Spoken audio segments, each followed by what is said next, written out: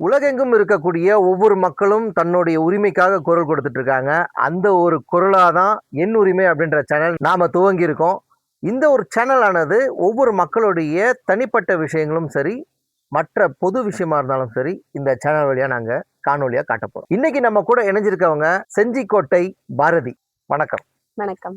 நம்முடைய நேர்களுக்கு முதல் கேள்வியா பாரதி கிட்ட வைக்கக்கூடிய ஒரு பெரிய கேள்வி, முழு மூச்சா தன்னுடைய வழி வழியா கொண்டுட்டு வந்த இந்த திராவிட கொள்கையிலிருந்து வந்த ஒரு குடும்பத்துல இருந்து வந்திருக்கீங்க. நீங்க அப்படியே மாறுபட்டு சித்தாந்தமா அப்படியே பார்த்தாக்கா ஒரு இந்துத்துவவாதியா இருக்கீங்க. அந்த இந்துத்துவவாதியா வரதுக்கான காரணம் என்ன? அதாவது 2019 பாத்தீங்கன்னா கொரோனா டைம் அப்போலாம். அப்ப வந்து நிறைய இந்த இந்து அமைப்புல இருக்கிற தலைவர்களுடைய பேச்செல்லாம் நிறைய நான் கேட்டு, அரசியலை தாண்டி ஆன்மீகத்துக்குள்ள எனக்கு ரொம்ப ஈடுபாடு இருந்தது. அப்படியே கொஞ்சம் கொஞ்சமா வந்துதான் இன்னைக்கு இந்த அளவுக்கு அரசியல்ல இருக்கேன். தொடர்ந்து பார்க்கக்கூடிய விஷயங்கள்ல பாரதி அவர்கள் பேசினாலே அந்த இடத்துல விமர்சனம் தாங்க. அவங்களுக்கு நிறைய விமர்சனங்கள், ஒரு சில நெகட்டிவ் கமெண்ட்ஸ் அதெல்லாம் வந்துட்டு இருக்கு. அதை பத்தி உங்களுடைய கருத்து? சண்டைன்னு வந்துட்டா சட்டை கீழே தானேங்க செய்யும். நிறைய விமர்சனங்கள், நிறைய எதிர்ப்புகள் வந்துகிட்டு தான் இருக்கு. அது எல்லாமே தாண்டிதான் ஒரு பொது வாழ்க்கைன்னு வந்துட்டா அது எல்லாத்தையுமே பார்த்து தானே ஆகணும்.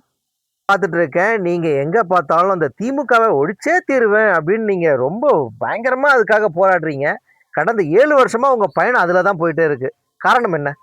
இல்ல, அது நீங்க கேட்டது கரெக்ட். ஆனா திமுக ஒழிக்கணும் அப்படிங்கிறது என்னோட எண்ணம் இல்ல. இது வந்து திராவிட நாடு அப்படிங்கிற மாதிரி அவங்க சொல்றாங்க. இது வந்து திராவிட பூமி கிடையாது, இது வந்து சனாதன பூமி அப்படிங்கிற கருத்தை தான் நாங்க முன்வைக்கிறோம். இது வந்து சனாதன பூமி. எங்களுக்கு வந்து இங்க இருக்கிற மான்களும் மயில்களுமே போதும். வேற எந்த ஒரு திராவிடமோ எந்த ஒரு கட்டுமரமோ எங்களுக்கு வந்து தேவையில்லை.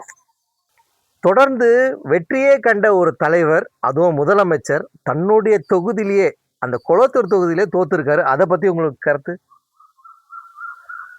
அதாவது தில்லை நடராஜரையும் ஸ்ரீரங்க பெருமானையும் பீரங்கி வைத்தே பிளக்கும் நாளே நன்னான்னு சொல்லியிருந்தாரு. யார் சொல்லியிருந்தாரு? நம்ம கலைஞர் ஐயா அவர்கள் சொல்லியிருந்தார்.